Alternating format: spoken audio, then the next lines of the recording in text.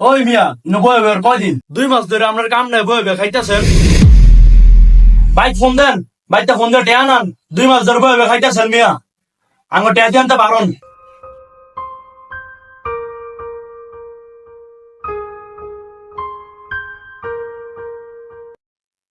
সামনের মাসের মাইয়াটার বিয়া, ব্যবসা আমার স্যারেরা তো জানানোর দরকার। একটা ফোন দেই।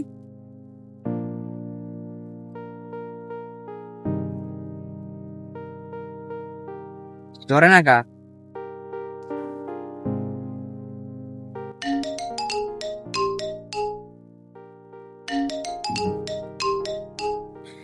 এই সময় আবার বাবাই কল দিল।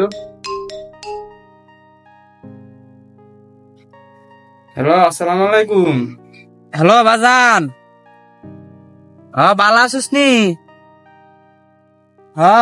ভালোই। তোর মায়েরাও ভালোই। কামে যাস নাই?